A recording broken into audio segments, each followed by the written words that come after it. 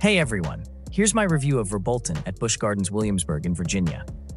Verbolten opened in 2012, and it is a Zierer multi-launch coaster. It has a top speed of 53 miles per hour, a max drop of 88 feet, 2 launches, and 0 inversions. In this review, I'm going to go over the layout and theming, and rank the ride out of 10 based on these 4 categories: intensity, ride smoothness, duration, and fun factor. So let's start with the layout. As you leave the station, Verbolten takes a small dip and some slow turns, which line you up for the first launch. The feeling of launching into that tunnel is wild. It's loud, there's a bunch of blinding strobe lights, and it's completely dark. The launch itself isn't the most powerful, but it is at an incline, so the initial kick is good, and it's also incredible in the front row because the unblocked view of going into the show building is awesome. After that, there's a small hill that's very surprising. You won't get much airtime in the front row, but the back is the complete opposite. Because you can't see where the hill is going to valley, it feels like it lasts forever. It feels like you're never going to level out, which always makes my stomach turn, and I love it. Next, there's a pretty forceful turn and helix that I think are almost intense as Alpengeist. I think it makes a lot of people gray out, but because you're in the dark, you can't realize it. Then, there's a mid-course brake run following the upwards helix, and it holds you there for at least 10 seconds. It's a really great time to take in the effects and the giant box you're in. There's a small drop that gives a bit of floater in the back, and you once again hit another mid-course. I'd say for the next 30 seconds, you just slowly creep forward listening to eerie sound effects until you finally stop. Spoiler alert. Spoiler alert.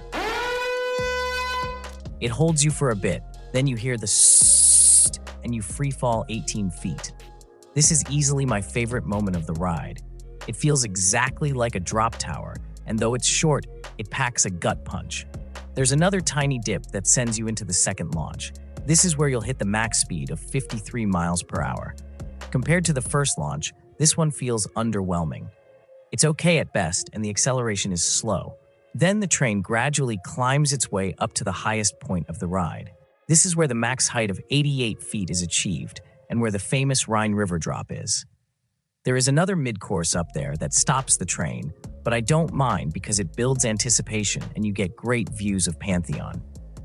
The drop itself is pretty tame, but the back rows do get floater, and I think the drop is more about diving into the water than being intense. The pullout is forceful, but the rest of the layout is not. There's a right turn, an airtime hill that gives no airtime, and a left turn into the brakes. This part of the layout is also not the smoothest. It's not too bad though. So now let's go over the theme. Verbolten is themed to the German Autobahn. As seen in the teaser video, the car is taking a leisurely drive down the Autobahn when suddenly it takes a wrong turn and heads into the Black Forest. In the show building, or the Black Forest, there's 3 storylines you can encounter: Spirit Storm or Wolf. Each storyline has its own lights and sound effects. For example, when you're experiencing Wolf, you can hear howling in the distance. The queue and station are themed to a motor tours agency run by siblings Gunter and Goethe. Part of the queue is themed to their office, and another part is people's luggage. The station is a garage where you hop into the tour cars that will take you across the Autobahn. There are 5 trains: red, orange, yellow, green, and blue, that each resemble stretched-out sports cars. On the orange train, there's a reference to Big Bad Wolf, the former coaster in this land, that reads Wolf Crossing.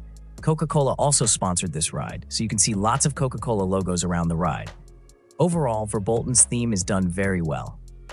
Alright, next I'm going to rank Verbolten out of 10 based on intensity, ride smoothness, duration, and fun factor, starting with intensity.